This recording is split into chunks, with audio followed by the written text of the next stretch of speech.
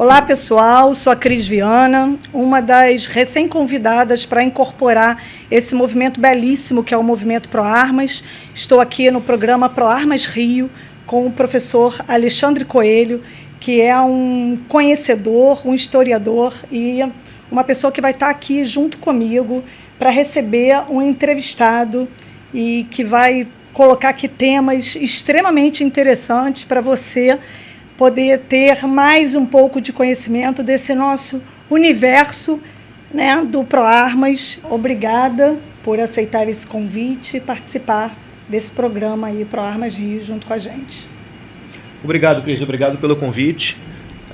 Meu nome é Alexandre Coelho, como a Cris tinha me apresentado.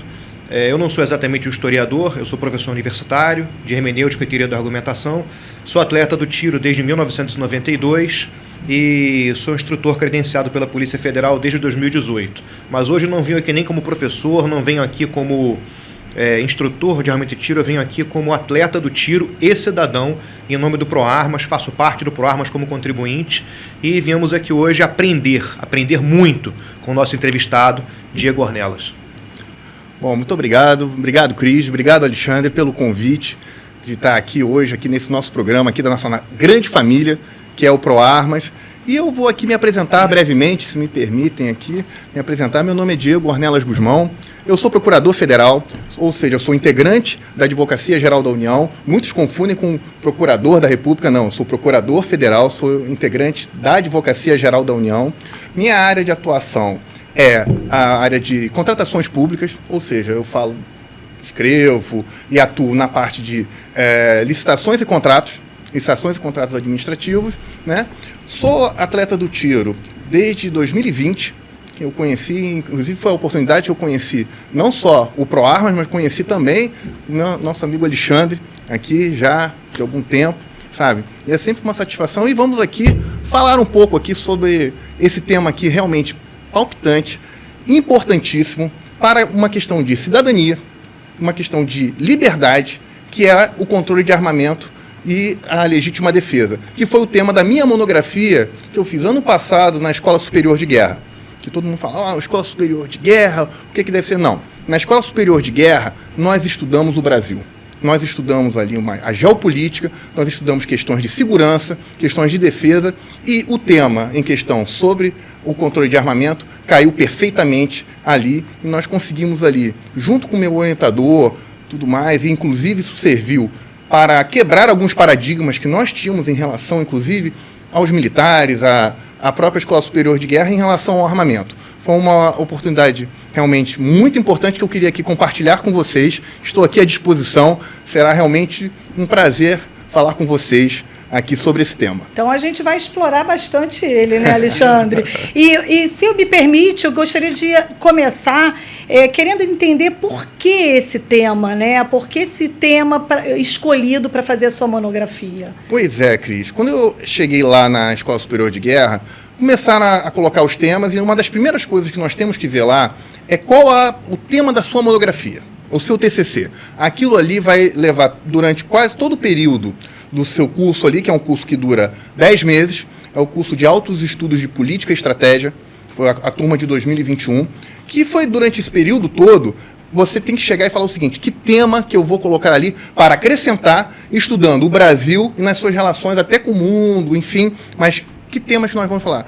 Eu estava ali vendo que era necessário um tema assim que estava começando a surgir, eu fiquei na dúvida se falaria sobre a Amazônia, sobre várias coisas aí, acabou sendo o quê? Não, eu estou vendo que está entrando em discussão, está em pauta, tanto no Senado, no Supremo, questões sobre desarmamento.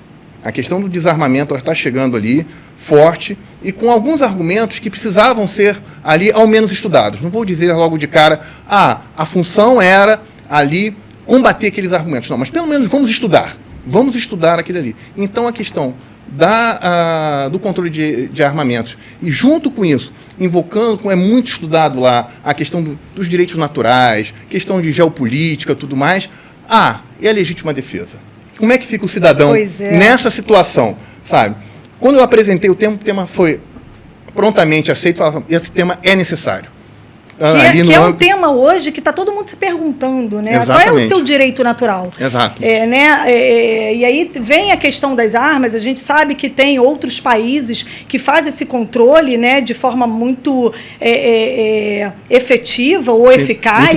Muito rígida, mas nem tanto. Exatamente. E aí você certamente foi buscar essas referências. Exatamente. Né? E qual é a relação, por exemplo, do controle de armamento, você ter um maior ou menor controle de armamento, com um tema que é palpitante, que é o quê? Da criminalidade.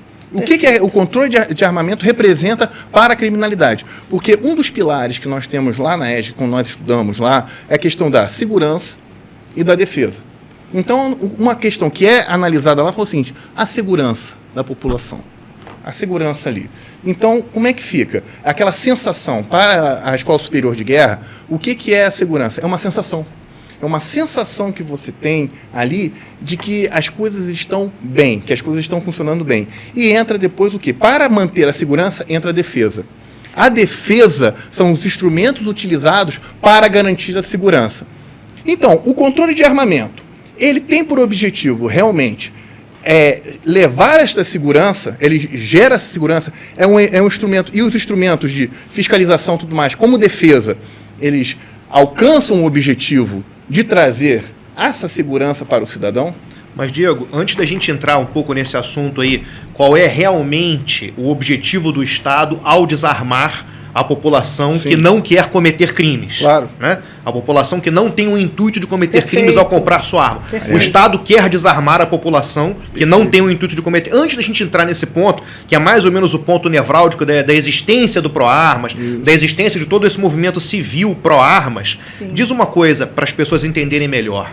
O direito à legítima defesa é um direito natural? Em linhas gerais, o que seria um direito natural? Pois é, Alexandre. Essa aí foi uma questão que realmente nós tivemos que abordar lá, que é o seguinte: não há, mesmo aquelas teorias que falam do contrato social, que antes que se deve ao Estado, o Estado ele surge para garantir a segurança do indivíduo, para ter o monopólio da violência. Ele terá o monopólio da violência. Nisso eu cito o John Locke, ali, o Hobbes, em especial. Mesmo eles falam o seguinte: não, mesmo o Estado tendo esse monopólio ali, ele vai ter ali uma esfera em que o indivíduo ele não pode ser anulado pelo Estado. O indivíduo ele jamais pode ser anulado pelo Estado. Mesmo que uma outra pessoa ela entre ali e chegue e avance dentro dos direitos lá e agrida o indivíduo, ele tem o direito de se defender, porque o Estado ele não tem como estar em todos os lugares ao mesmo tempo. Ele não tem como estar ali. É uma grandíssima falácia, é uma ilusão dizer que o Estado ele tem por obrigação, inclusive à luz da nossa Constituição e desde sempre, ele tem condições de garantir a segurança pessoal de cada um de nós.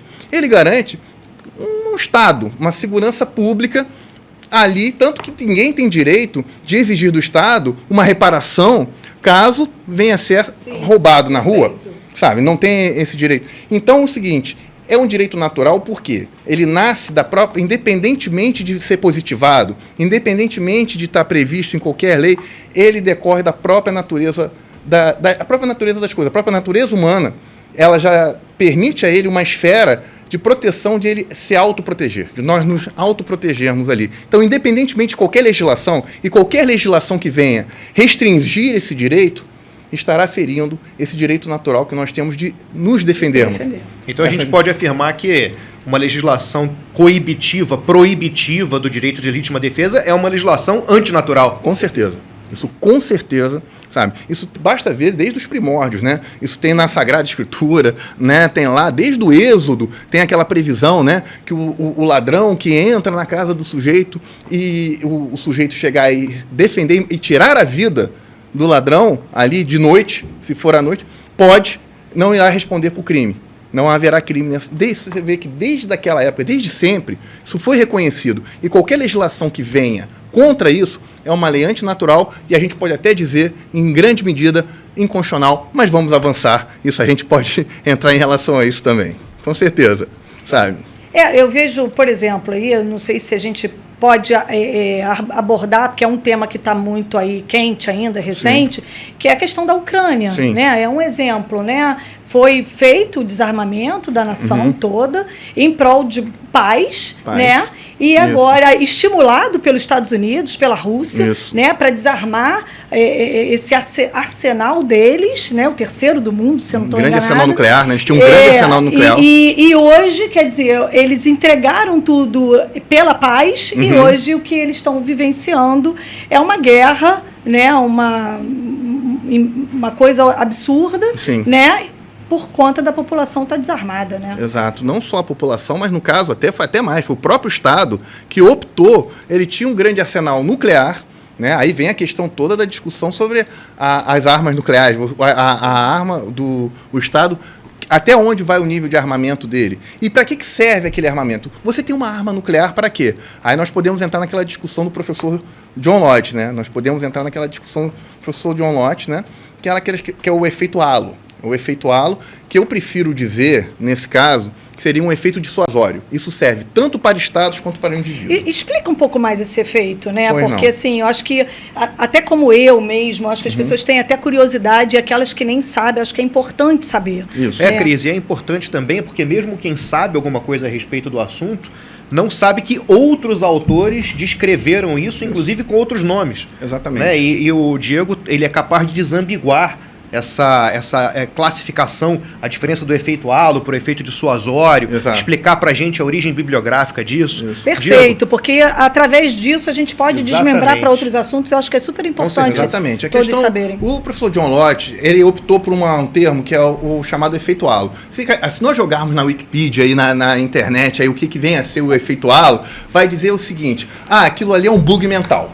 É um bug mental. Vou falar o que está lá antes de chegar no professor John Lott. Ele é um bug mental que o sujeito vê uma situação específica, vê um elemento específico e dali surge todo um conceito a respeito daquilo ali. O professor John Lott, ele fala o seguinte, o efeito halo ele gera o seguinte, um halo de proteção. A partir de um momento em que o sujeito ele teria a possibilidade de estar armado, ele gera para a população, quem está em volta, a sensação de há uma chance de alguém ali também estar armado, É o chamado efeito dissuasório. Eu prefiro chamar de efeito dissuasório. Então, assim, se eu tenho a consciência que a população está armada, então o criminoso, o malfeitor, ele vai olhar, ele vai pensar 2, 3 vezes antes de querer agir. Ele vai querer agir assim, falar assim, poxa, se tiver arma, é melhor ir naquela outra casa que está dizendo que aqui não gostamos de armas. É aquela história, né? Alguém ali pode estar armado. Alguém ali pode estar armado. No atacar. Ele era assim no Brasil. No Brasil ele era assim, antes dos controles mais rígidos, né? Antes que começou mesmo em 97. Mas antes, o que acontecia? Era muito comum a população, até nossos pais, nossos avós, tinham aquele velho 38 Taurus. Isso aí. Tinha aquele velho 32. Eu me lembro muito do 32. Tinha aquele 32zinho, tá certo? Uma espingarda, sabe? Até a 22, tínhamos a 22. Temos até o caso, né? Nós não podemos deixar registrado uma candidata que aparece aí de vez em quando, não vem o caso, que ela registra que ela foi salva de violência na região amazônica, onde ela estava morando, graças a uma 22, ela chamou de Bacamarte. Um Bacamarte 22, tá certo? Ou seja, aquilo ali já dá para ter ideia. E nós temos também a novela, né? Que está passando agora, que está botando toda a Juma lá, estava recebendo como ela estava recebendo ali o pessoal naquela hora, né? A boa e velha 4440, que é comumente conhecida como Justiça de Mato Grosso, desde lá da época da Revolução de 32. Exatamente. Então, quer dizer, o efeito dissuasório, que eu prefiro chamar assim, serve tanto para a Ucrânia como para você, Cris, para você, Alexandre, para mim, tá certo? É o seguinte, eu tenho lá, eu não vou mexer com aquele sujeito, que o mal que vai me causar vai ser maior. Então, tanto que falam, toda casa americana que tem uma bandeira dos Estados Unidos pendurada, dificilmente alguém vai querer entrar ali. Porque sabe que ali tem um patriota que pode chegar... E vai gastar mais energia, né? Pra que ele vai... Porque já dizia, né? Malandro que é malandro não chia, muda de quarteirão. Exatamente. Tá certo? Então, ele não vai querer... Esse pessoal aí, eles têm medo de injeção. Essa turma que vai assaltar, eles não querem trabalho. Eles querem facilidade. A parte fácil, né? Isso serve para isso. A Ucrânia, o que aconteceu com a Ucrânia? A Ucrânia não mete medo em ninguém. Sim. Ela não mete medo, mas, por exemplo, uma potência como a Rússia. Sim. Que chegou lá e está fazendo o que está fazendo. Não vou entrar se está certo ou está errado. Mas eu tenho minhas dúvidas. Se bem que ali era um arsenal antigo, é custo para manter aquilo ali. Mas o fato é que ela não tem absolutamente nada. É o mesmo que aconteceu o quê? Conosco. O que nós temos hoje? Como é que se faz para tirar o porte hoje em dia? Muito difícil. É muito difícil porque nós estamos dependendo do quê? Da discricionariedade. O famoso artigo 10 da Lei das Armas ou o Estatuto do Desarmamento. Vamos entrar depois. Vamos. Quando foi falado de desarmamento ali? A gente fala ali quando foi falado de desarmamento em toda a lei ali. Exatamente. É ou não é? Sabe? Mas então, o que nós temos aqui? Você chega e cria um psicossocial, na questão psicossocial, todos falam o seguinte: qual é a chance daquela casa ali ter uma arma ali hoje em dia no Brasil? Muito pequena. São poucos. Nós temos não sei quantos registros, isso aí, 1 milhão de registros e tal. Tá, isso aí, qual é a população do Brasil? São 200 milhões. Mais de 200 milhões. Nós temos 1 milhão de armas registradas. Isso não é nada. Isso não é nada. Então, ainda há no psicossocial aqui da criminalidade da sociedade que aquela casa, aquela pessoa, ela vai estar desarmada. E ainda aí cria-se uma outra cultura do não reaja. Não vamos reagir. É verdade. Né? Não reaja para nada. Eu já vi acontecendo pessoas entregando o celular, entregando a carteira, sendo alvejadas. Sim. Sendo esfaqueadas. Sim. Aqui perto, inclusive aqui na Lagoa. Sim. Aqui aconteceu isso. Não, né? Isso é fato. Exato. Eu acho que vai da intenção de quem tem a arma, né? Exato. Ou do criminoso. Eu já ouvi dentro da corporação, né? Faço um trabalho lá dentro, de casos lá em cima, nos morros, nas favelas. Às vezes o grupo, eles tem a cota, né? De quantos eu vou matar naquele dia. Impressionante, né? E muitas vezes a pessoa até machuca a vítima, né? Machuca, fere, às vezes mortalmente, para falar, quando a polícia chegar, em vez de correr atrás de mim, vai ter que te socorrer. Exato. Já aconteceu isso até com um amigo do meu irmão há pouco tempo. Quase que um escudo humano, né? Eu vou deixar aquilo ali, um escudo humano ali, ele atira, a polícia vai ter que atender aquele sujeito lá, enquanto o sujeito está correndo. Mas, Diego, vamos lá, antes da gente chegar no Brasil propriamente dito. Países desarmamentistas, inclusive países que são considerados capitalistas de mercado, mas que são desarmamentistas. Esse desarmamento, ele trouxe reflexos positivos para a criminalidade violenta urbana? Olha, Alexandre, infelizmente, o que eu vou ter que dizer é o seguinte: não aconteceu o efeito esperado. O exemplo que eu dou, inclusive, está na monografia, foi do Reino Unido. O Reino Unido, que tem uma tradição de séculos de caçadas, e nós temos ali armas clássicas, maravilhosas. Em 1997, foi determinado ali o Firearm Act, que é o seguinte: a proibição total e absoluta de armamento de armas no Reino Unido. Até facas ali são proibidas. Então, se você tiver lá um canivete, eu vou comprar um canivete suíço bacana numa loja, vai gastar ali umas 1.000 libras, mais ou menos, você não pode andar com aquilo ali na rua. Tem que ficar totalmente acondicionado e escondido a uma espécie de desfacamento lá, porque estava tendo muito ataque à faca. Então, qual é a solução? É ir contra o criminoso? Não, é contra o objeto. Então, lá o Reino Unido chegou um momento, depois de 97, chegou um momento, se não me engano, foi em 2008, um pouquinho depois que eu coloquei ali na monografia, a Londres ficou com um nível de homicídio, uma taxa de homicídios maior que Nova York. Tão violenta quanto Nova York, ou mais, sabe? Então, chegamos a esse ponto lá. Sim. Sabe? Chegamos a esse ponto lá. E Nova York também é desarmamentista. E com relação a crimes violentos, Diego, a gente pode equiparar qualquer crime violento a homicídio? Ou... Não, absolutamente. Porque o que a gente ouve muito é o seguinte: a taxa de homicídio, taxa de homicídio. Mas acredito eu que o que realmente importa é a taxa de crimes violentos. Crimes violentos. Genericamente considerados, né? Violência contra a liberdade sexual, violência contra o patrimônio, aí sim também violência contra a vida, exato, e etc e tal. E a gente sempre tem que ter muito cuidado, porque fala assim, índices de violência, tem que ter muito cuidado com isso. A violência em si, ela não é necessariamente um problema. Uma reação em legítima defesa armada é uma reação violenta. Sim. Mas o problema é a criminalidade. É a criminalidade, esse que é o problema. Quando a questão ela chega ao ponto de falar o seguinte: não, aquilo ali, houve uma violência aqui contra uma pessoa, mas, foi uma reação armada, como aconteceu outro dia lá no Maranhão, né? Que o segurança bravamente reagiu contra um sujeito que entrou de muletas. Ele entrou de muletas simulando que tinha ali pinos, só que ele estava armado. Com revólver, conseguiu entrar, aquilo foi uma falha grave de segurança. Houve uma violência ali? Houve, mas não houve um crime. Sim. Houve uma reação ali, Sim. não houve um crime. Então, o problema, a questão de você estar com violência, é isso que está... as pessoas não podem ser violentas. Nós somos violentos por natureza. A nossa natureza é violenta. Isso nós temos que ter isso em mente. O problema não é esse. O problema é a criminalidade decorrente da violência. Tá certo? Quando você pratica aquilo ali, é algo tipo a violência contra a mulher, um homicídio, tudo mais, isso daí sim, que é o grande problema que deve ser levado em consideração. Só que, aparentemente, não dá o devido destaque. Não há o devido destaque em fazer esse corte. Em fazer esse corte e falar o seguinte, não, a taxa de homicídio está alta? Não, está reduzindo. Apesar do aumento do número de armas. É isso que eu ia falar. Exato. Né? Porque a gente está com um aumento considerável Sim. hoje no Brasil, né? Pela aquisição de arma de fogo.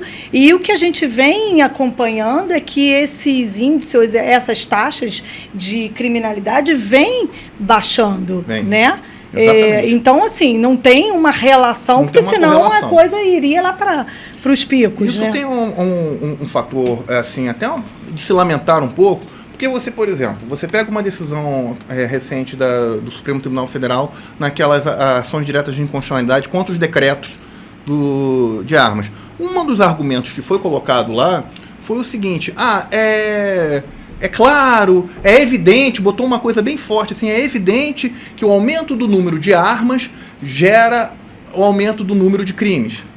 Não, isso aí com todas as vênias, rogo vênia aqui a ilustre relatora, mas assim, os números que vieram e que estão agora na mídia, o que é duro, que está na mídia e está ali para todos verem, sabe, que já vem de muito tempo de estudo já, aqui, rendo aqui minhas homenagens ao professor Fabrício Rebelo, sabe, que fez ali um estudo primoroso sobre essa questão da correlação, da ausência de correlação entre o número de armas registradas e o número de homicídios.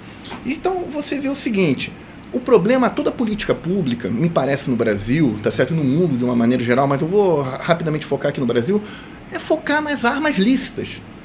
E achando que, apertando o lado do cidadão que quer ter uma arma, que tem que preencher todos aqueles requisitos, que nós todos sabemos aqui, o professor Alexandre sabe melhor do que eu, mas temos que ter 25 anos. Bom, quando eu vejo ali um menor de idade ali, de 16 anos, com um fuzil nas costas, é fuzil mesmo, não estou fazendo fuzil mesmo, porque tem repetição, ali ele é automático, tá certo? Então ele está com um fuzil ali nas costas, eu falo o seguinte, onde é que está o estatuto de desarmamento para aquele sujeito ali? Sim. Passou o largo, porque o criminoso, ele, por natureza, ele não segue a lei. Ele não está ali para seguir a lei. Sabe? Ele está ali para... Quem é que segue a lei? O mal chamado cidadão de bem. Exatamente. Mas é daí que eu tiro o gancho para te perguntar então, Diego. Sim. A quem interessa o desarmamento civil? Ou melhor formulando, a quem interessa desarmar o cidadão de bem? Essa é a pergunta de $1 milhão, meu amigo. Essa é a pergunta de $1 milhão. Porque toda a política que nós temos visto, os desarmamentistas, ela vem com um invólucro, com um argumento bonito da segurança pública. Não, nós estamos aqui para garantir a segurança. Tanto que quando foi promulgado lá o Estatuto de Desarmamento, o que foi dito lá? Eu estou dando um presente para a população. Quando, na verdade, o que você quer ali? É o controle, na minha ótica, controle social. O que se quer ali é tirar a chance do cidadão de se defender e ficar cada vez mais dependente do Estado. Ele fica totalmente dependente do Estado. Aí nós temos um outro problema que é mais grave ainda, de achar, vamos criar uma falsa sensação de segurança. Vamos voltar ao conceito lá. Eu tenho aqui polícia militar, nós temos polícia civil, nós temos forças armadas, nós temos tudo isso aqui. Muito bem. E se por acaso todo esse aparato militar, todo esse aparato repressor de segurança, se voltar não contra o criminoso, mas contra os opositores políticos? Esse aqui é o ponto, sabe? Esse aqui é o ponto. Como se faz? Eu não conheço uma tirania, eu não conheço uma ditadura, tá certo? Que não tenha sido precedida de uma grande campanha de desarmamento, sabe? O Aristóteles, na política, ele inclusive cita ali, tá certo? Que isso gera inclusive uma relação de desconfiança entre o governante e o governado. Primeira coisa que o governante quer tirar, o tirano quer tirar do cidadão, são só as armas. Isso está na política de Aristóteles. Ele colocou isso lá. E, pelo visto, todos leram Aristóteles, ou pelo menos sentiram ali. Eu não conheço um que não tenha chegado antes. Vamos fazer o seguinte, vamos desarmar a população e, com isso, eu vou garantir o quê? o controle social sobre Controle ela. social. Controle social dela, sabe? Então, você vê, vamos pegar aqui o gancho aqui da legislação varguista. Né? Podemos até chegar antes no Brasil, né? Podemos até antes. O controle de armamento no Brasil vem desde a colônia, desde Portugal. Era proibido, pelas ordenações filipinas, colocar certas pessoas terem espadas, espadinhos, fico até imaginando como é que pronunciaria aquilo lá, sabe? Se você não fosse um fidalgo, um filho de algo, ou seja, você ter algum status social. Então, toda a legislação que vem do Brasil, e isso não mudou.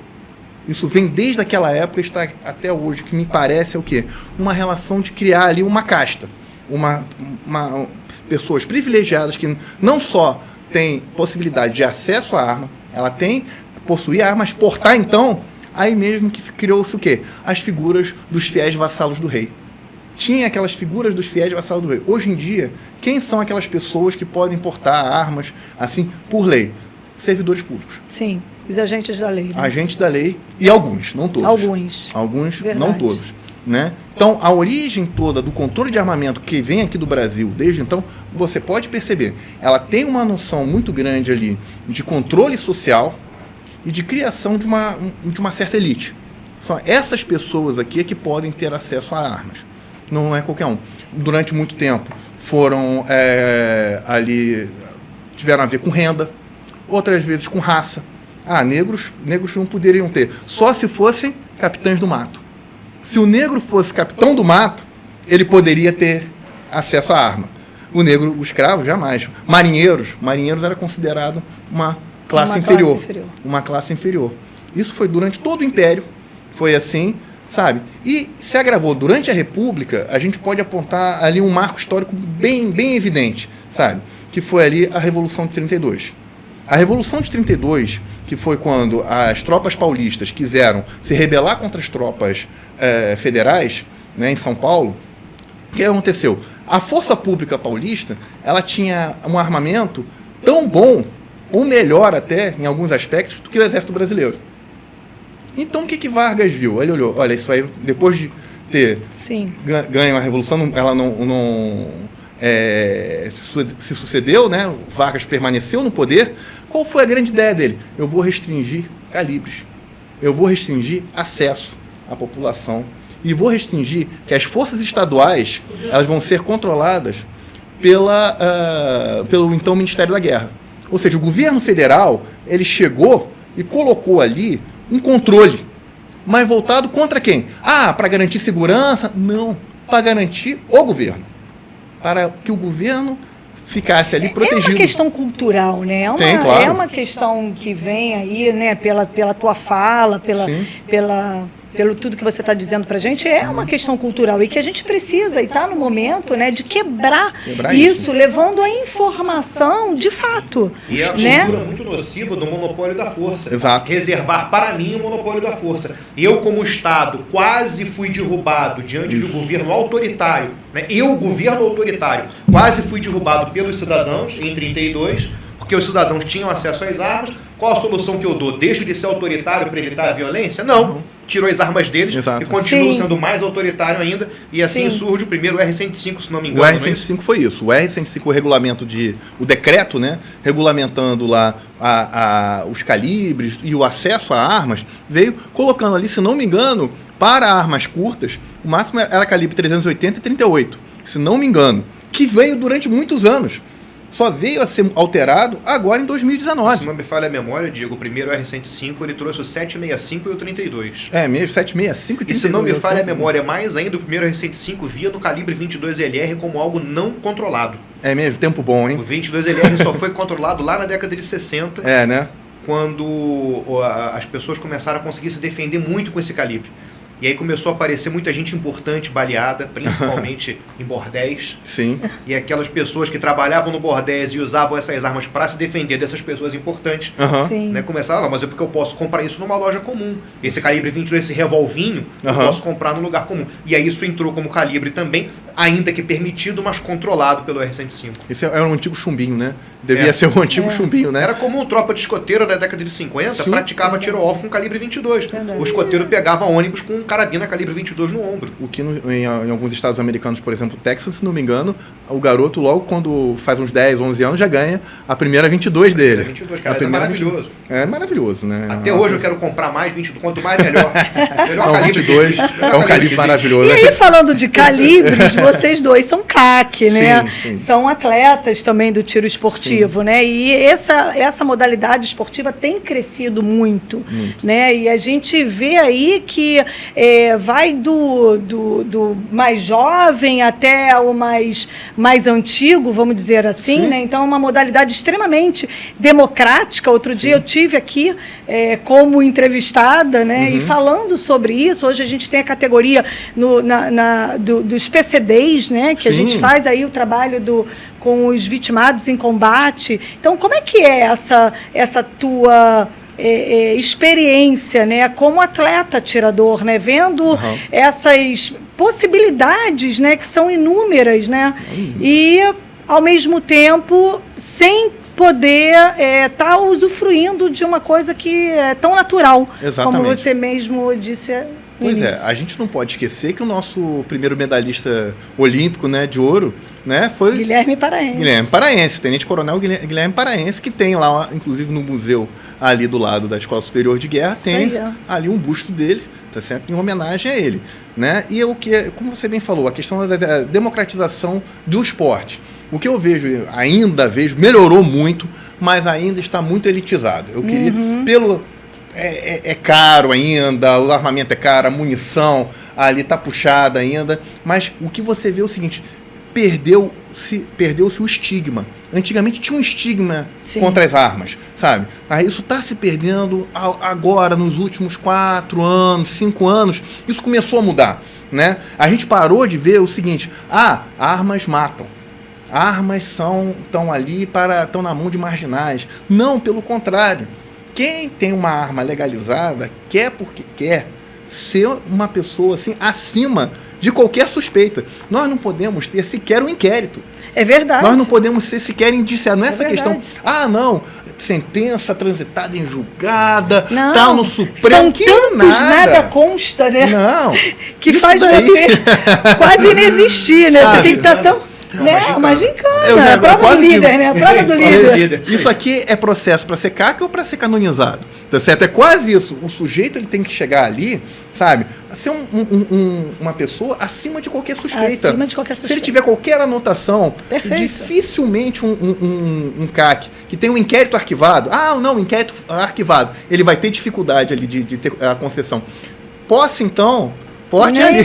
Porte, então esquece. Porte já mata ali. Não pode já nem mata colar, ali. Né, professor? Não, tem nem condições. Se tiver lá no registro dele, colou, ele perde. Mas uma coisa que é realmente impressionante foi quando eu ingressei no mundo do tiro, foi conhecer, assim, como, primeiro desmistificar muita coisa e ver, assim, como realmente se cria no ambiente do clube de tiro amizade, companheirismo, sabe? Uma solidariedade mesmo. Tá sendo, você tá com arma. Deixa eu dar uma olhada aí, cara. Meu irmão, olha compartilham aqui. As experiências, troca né? ideias. É ótimo, um ambiente saudável. Sim, cria grupos, depois você as famílias, familiar, né? É extremamente familiar um clube de tiro, sabe? Ninguém vai chegar ali, não, isso aqui é coisa... Vamos sair todos aqui combatendo o crime, vamos ser milicianos, como nós falamos. Não, pelo amor de Deus, gente, pelo amor de Deus.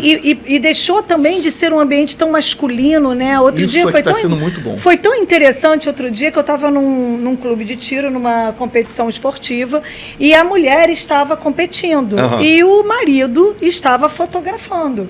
Eu falei, você não vai competir? Ele, estou me animando para tirar o CR. Eu falei, nossa, que inversão, né? Que legal. Estavam ali no papel contrário, né? Ela que puxou ele. Né? Então, assim, realmente tem essa coisa que você falou, né? De desmistificar essa coisa da arma de fogo ser uma situação... Isso, e tem muitas pessoas que começaram, eu vi fazendo curso de tiro de pistola, aqui comecei fazendo com o nosso querido amigo Alexandre, eu vi ali pessoas, mulheres, estavam falando, eu estou fazendo esse curso porque eu tenho medo de dar tiro. Sim. E ela foi ali exatamente para superar isso, que é uma trava para ela. para tudo. Ah, eu não conseguia ouvir barulho de tiro e tal. Aquele curso, aquela presença ali, tudo mais, serviu para superar uma trava emocional dela. E a minha experiência, Diego, diz o seguinte: depois que elas aprendem, elas atiram bem melhor. Bem melhor. Sim. Aliás, ali do dia eu me lembro bem, elas atiraram bem melhor. São muito concentradas, são muito calmas para realizar o movimento. Eu consigo ver, assim, eu não sei se a minha leitura está correta, tá? Não sei se está correta, mas é um chute que eu dou quando eu vejo isso acontecendo. Claro. A mulher não liga o tiro à masculinidade, até porque ela não é masculina, ela é mulher. Exato. Então, se ela erra 1, 2, 3, 4 tiros, ela não se vê moralmente ferida. Exato. Ela para e olha, o que eu estou fazendo errado? E se corrige. Já o homem não. O homem começa a suar frio e fala, estou falhando no meu papel de homem de acertar o tiro. Estou fazendo feio aqui. Coisa de neófito, tá? Quando o cara tá começando a aprender. Claro. Aí você pede para ele deixar a arma na bancada, explica para ele que não é por aí, conversa com ele, a coisa vai fluindo. Você vê, né? Porque você vê que o próprio sujeito que está interessado em aprender, ele já chega com esse estima. Arma é coisa de homem, arma é coisa de violência. Sim. Vai exercer o seu papel de homem e acertar o tiro. E não é por aí. Não. E o cara chega com aquilo no inconsciente dele. Isso. E assim, faz parte da instrução de armamento e tiro a gente conversar sobre isso, explicar para ele o que está acontecendo, até na psicologia mesmo, e desmistificar tudo isso, que é um efeito de uma cultura desarmamentista antiga. Exato.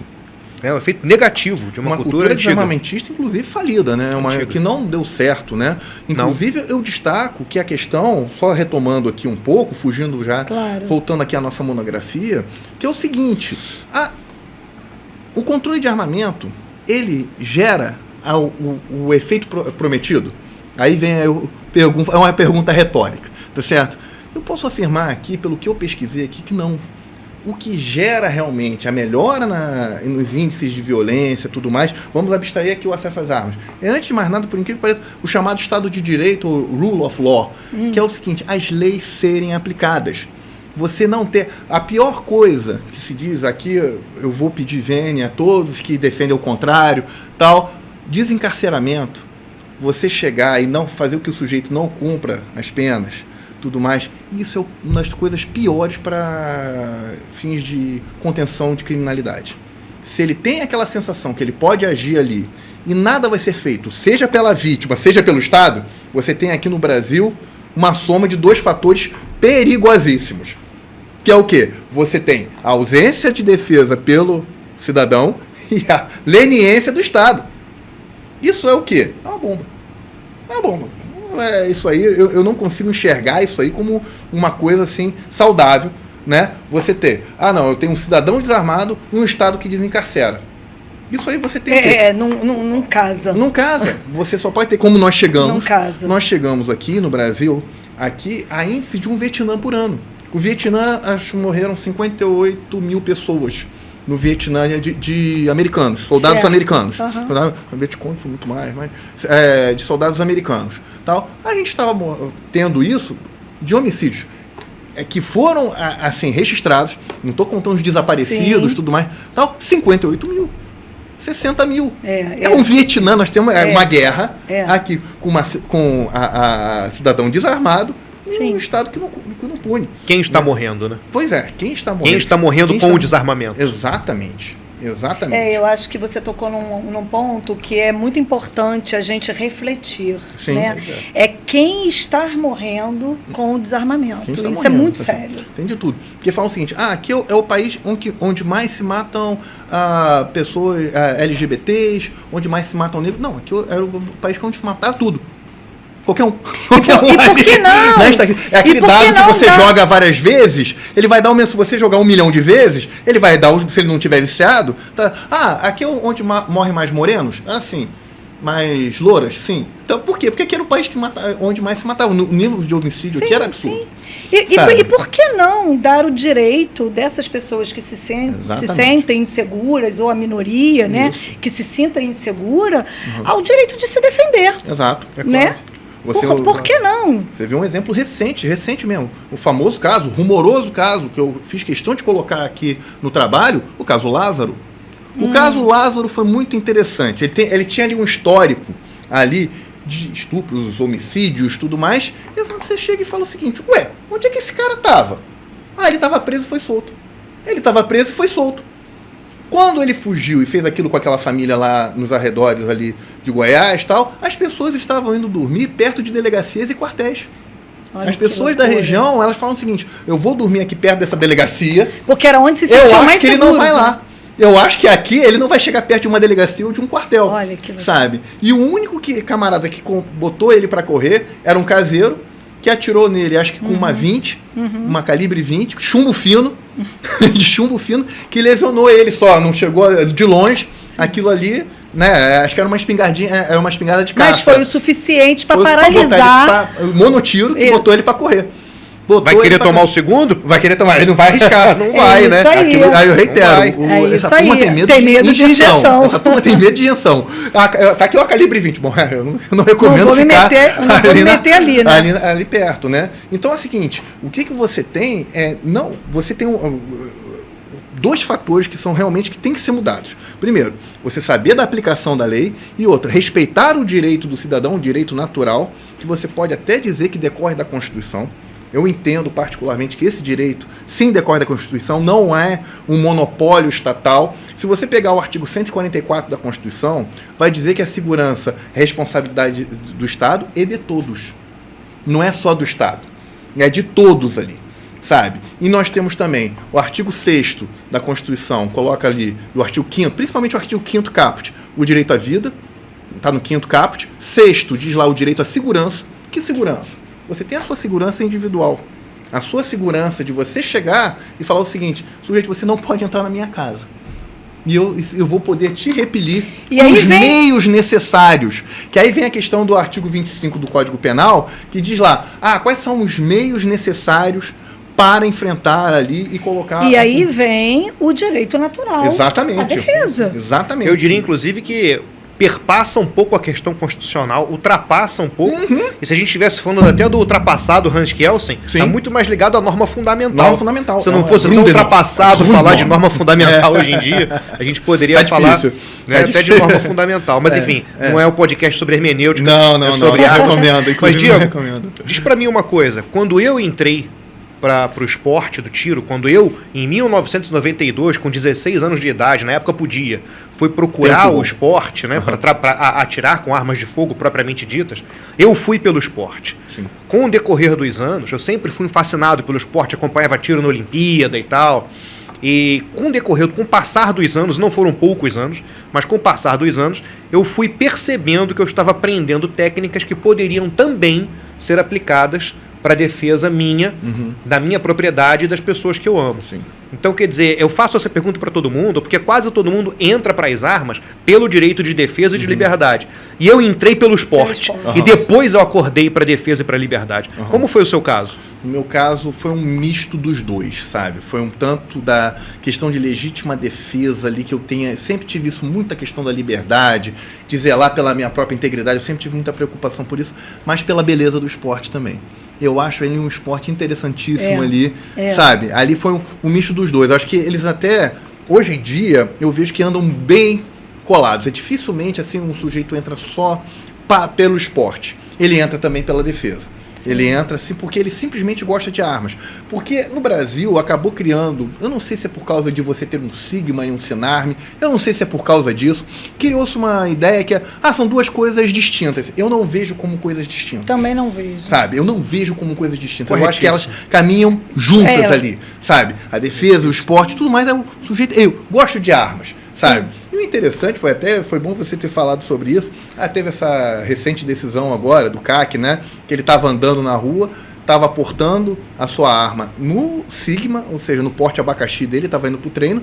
Dois elementos vieram, abordaram ele e ele foi ao VJON 1. Acho que foi até óbito. O delegado falou o seguinte: tudo bem, legítima defesa aqui em relação ao roubo, mas o teu porte, eu vou apreender a sua arma. Porque eu acho que você está no porte ilegal aqui. O juiz, numa decisão muito interessante, de 2 páginas, mas que merece ser estudada. Eu vi isso. Ela merece ser estudada por quê? Ele colocou a questão da legítima defesa. Sim.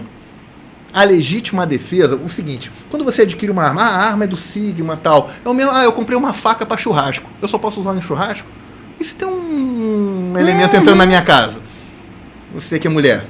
ali, tá certo? Tem um cara... E é a primeira coisa que a mulher Exato. que não tem uma arma vai pensar. Vai pensar. Eu vou pegar uma faca. Vou pegar uma faca. Porque é a única não. coisa que vai conseguir me defender. Não, mas ali. a arma do Sigma ela é só para o esporte, senão vai ter um desvio de finalidade, tá certo? Isso é uma excrescência, né, Uma Diego? excrescência. Isso é uma excrescência. absurdo. Isso é um absurdo. Vamos Bom, botar nossa revolta aqui um pouquinho em cima da mesa, porque isso é uma excrescência. É uma excrescência, Isso é um absurdo. Colocar um mero deboche. registro, É um quase deboche. carne. Colocar um mero sistema burocrático de um Sim. registro de um equipamento. Você está sendo registrado por A, B, C, D ou E. Então eu não Ela é posso legal? me defender. Ela é legal? Eu Ela é não legal? posso dar uma É legal. cadeirada para me defender. Claro Mas que aí eu pode. posso fazer uma Pô. pergunta para vocês aqui. Claro. Isso um profissional desse, no meu entender, ele não está atuando dentro das leis ou das regras ou da Ele está Constituição. deixando a ideologia ideologia contaminar a nesse decisão caso, dele. né? Exatamente. A ideologia Pois contamina a é decisão. isso que eu queria Exato. perguntar. E aí o juiz, nesse caso, ele usando do direito, ele colocou o seguinte... Que ele não, foi perfeito. Foi perfeito. E não fez essa distinção, falou o seguinte, inclusive eu vou o juiz determina a devolução da arma, porque essa arma apreendida eu deixo ele desprotegido. Sim. Corretíssimo. Sim. Corretíssimo. Sim. Corretíssimo. Aí cai por terra, aí eu vou falar também que eu vou pedir também, Vênias, que a gente tem que falar isso mesmo. Aquela norma administrativa do nosso exército que diz que o acervo do Sigma, que tá do CAC, não pode estar municiado. Em casa não. Em casa não. E na rua? E na rua. Aí, se você for o porte abacaxi, pode. Aí pode. Aí, se for naquele porte abacaxi, que é o porte para o Aham, treino, aham. só para treino e manejo. Aham. Vamos deixar isso muito claro. Então, se tiver ali, não. Mas em casa, meu Deus. Então, se eu estiver me deslocando para competição Aí e pode. aquela arma estiver municiada, eu posso repelir uma injusta agressão a Exato. mim ou ao meu acervo. Agora, mas se eu dentro de estiver em casa... Não, você tem que deixar ele levar o teu acervo embora. É. Por Um quê? cofre, né? Porque Um é cofre. exigido... Vai o cofre. É Tem exigido casa, ter o cofre. Dentro, ou seja, a casa que deixou de ser asilo inviolável, aí é que tá. A gente tem que pegar pontos da Constituição. Assim, por que eu digo que não está de acordo com a Constituição uma norma desta que diz que você não pode municiar porque você está indo contra a ideia da casa ser um asilo inviolável.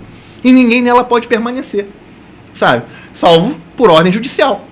Né? Ou flagrante delito.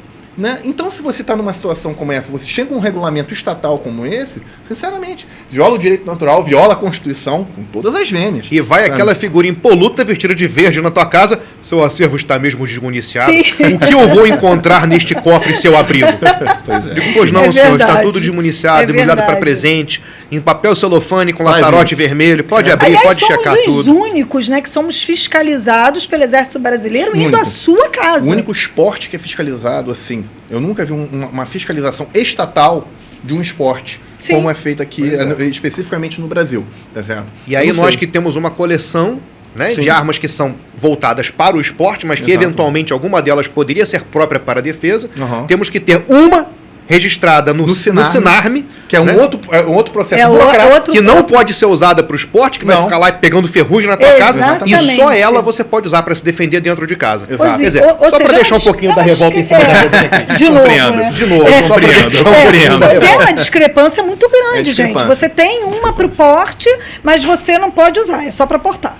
E aquelas outras, como você bem disse, você não tem lá para o uso do esporte, mas você não pode usar para Não se pode defender. usar, não pode usar pra Então, nada. assim, Aí eu falo assim, não, você tem uma 12 aqui, eu tenho um fuzil, um rifle melhor, um 5.56 ali dentro. Não, você tem que ficar desmuniciado, tal, e só pode usar aqui quando for para o esporte. Esse, então, a arma longa, então, aí que ela tem que ficar só no stand de tiro, no local de manejo. Aí eu vou fazer uma brincadeira. Então eu tenho uma 12 e aí pelo registro ela tem que estar, né, o acervo tem que Sim. estar ali na minha residência da cidade. Isso. Mas eu tenho lá um sítiozinho no Pantanal. Não posso ir com a minha 12. Não Não. pode. Não posso levar a A minha menos que 12. haja um clube de tiro do lado do seu sítio. Isso. E você E que eu vá- esteja no carro e você em tem a real deslocamento, né? intenção de praticar naquele clube, né? Não só levar por levar para dizer que está indo para lá.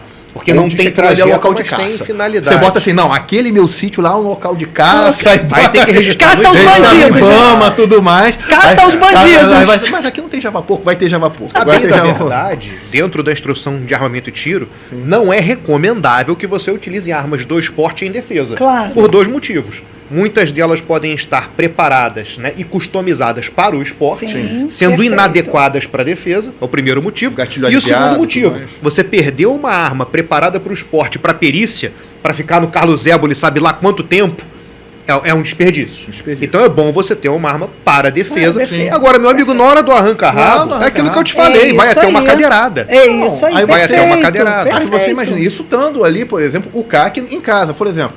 Eu saio, tal. Chega minha esposa e fala o seguinte, olha, estão querendo invadir aqui. Ou seja, pega o que tiver lá no cofre. Pega o que tiver lá no cofre ou aí perto. Aí eu vou ter que dizer pra ela, municia.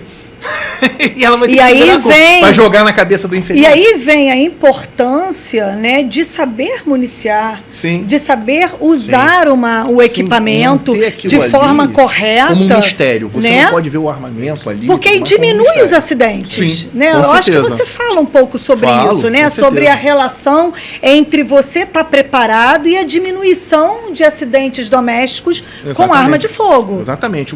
Botam muito na conta das armas de fogo os acidentes domésticos. Botam muito assim, dizendo, realmente, está preparado, isso é fundamental, e principalmente para as crianças. Dizer o seguinte, olha, tá aqui, eu não sou favorável, aí vamos esconder das crianças. Não, as minhas conhecem, elas sabem como é que está ali, tá certo? Não chegam nem perto.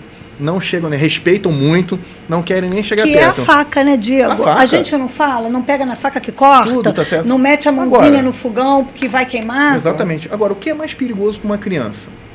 Piscina. Banheira. Saco plástico. Balde. Outro dia eu estava falando isso. Não, saco plástico é perigosíssimo. Produto de limpeza. Muito.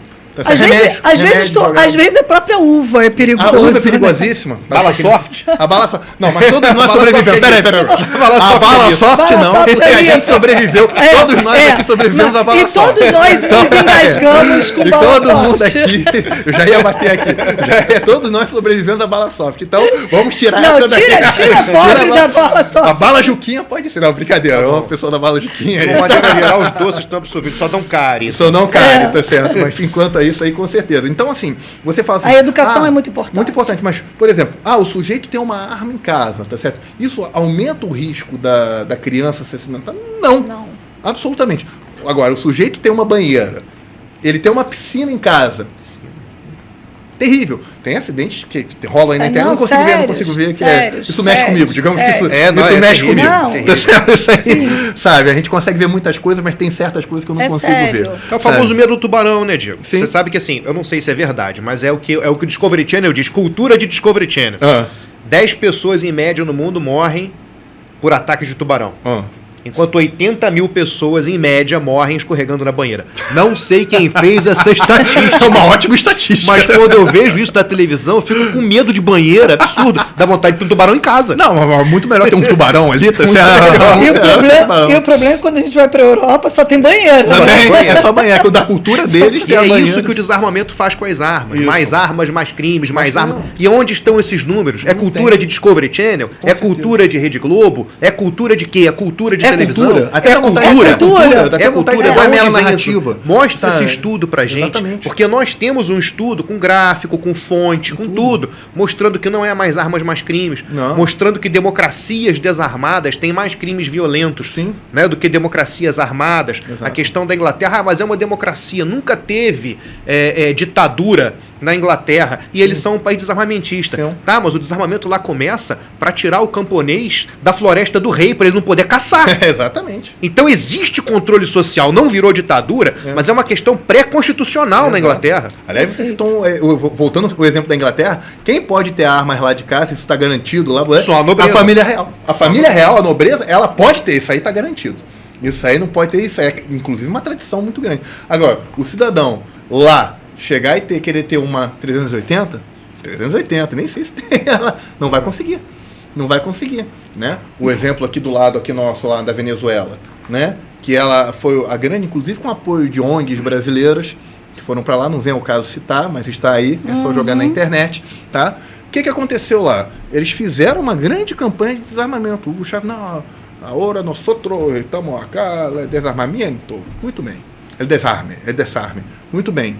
Deu logo depois foi instituída lá a tirania. Então, pode acontecer como na Inglaterra, que nunca veio de verdade um governo tirânico após o desarmamento. Não, mas só deixou a população... Deixou a população entregue, e o objetivo deles, que foi manter a floresta do rei livre de camponeses, foi obtido. Ou seja, mais uma vez o Estado se protegendo. Ou pode acontecer o que aconteceu na Alemanha, na Rússia, antes de virar a União Soviética, Exato.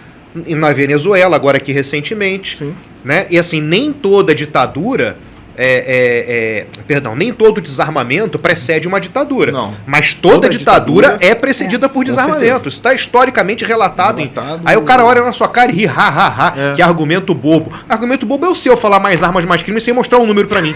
Exatamente. Meus amigos, Exatamente. estamos chegando no final desse Poxa. programa maravilhoso. Poxa, espero que tenha. Eu agradeço muito, Alexandre, por Eu que te estar agradeço, Cris, a dividindo paciência. aí essa cadeira, né, comigo aqui no programa Pro Armas. Diego, foi maravilhoso ter você, entender um pouquinho mais dessa história, mas eu queria que você deixasse uma mensagem para todos que estão nos acompanhando, vendo esse programa, sobre tudo que a gente falou aqui, Sim. né? Qual seria a principal mensagem disso tudo? Bom, minha primeira mensagem é de um grande agradecimento a Cris e ao Alexandre por terem conduzido aqui essa minha fala um tanto quanto atabalhoada, às vezes a gente pode falar assim, sabe? Mas o que realmente, a mensagem que eu posso deixar para vocês, meus amigos, é o seguinte: sempre estudem, sempre se informem, não caiam em narrativas, sabe? E o lema que eu deveria colocar em qualquer a casa, devia ter lá, é assim: não é sobre armas, é sobre liberdade. Esse, para mim, é a frase mais perfeita já inventada, assim, porque é exatamente sobre isso, sabe? Então, e também tem o seguinte: vamos manter a esperança. Depende de nós. Vamos manter o trabalho, né? Depende o trabalho de nós. do ProArmas, esse sabe? movimento. Se a gente deixar na mão do outro, não, nós é que temos que correr nós atrás. é que temos que correr atrás. E, inclusive, deixar aí, né, um recado para todo mundo. No dia 9/7, esse grande encontro, né, sobre o movimento em prol da liberdade em Brasília. Queria muito, mais uma vez, agradecer vocês. O programa é isto mesmo, é um grande bate-papo, de muita informação, que eu acho que é o que todo mundo precisa ter. Eu queria até te pedir, para quem quiser baixar a sua monografia, acho que é importantíssima essa leitura. Sim. Ela está disponível na própria Escola Superior de Guerra, no portal ali. Basta jogar meu nome, Diego Ornelas Guzmão, Controle de Acesso de Armamento, Escola Superior de Guerra. Vai estar no repositório ali, oficial, quem quiser citar ali, não é cópia, é o oficial. Foi aprovada com conceito A, eu posso dizer isso. O jabazinho tá com conceito A. Eu já comecei a ler, Mas vale a pena todos lerem, porque é uma leitura muito rica. É um banho de cultura, É um Cris. banho de cultura, um banho de história. Perfeito, Obrigado. Alexandre. Obrigado, parabéns. Obrigada, amigos. Até a próxima semana, até o próximo programa do ProArmas. Até logo. Tchau, tchau. Obrigado. Até a próxima a todos. Obrigado pela atenção.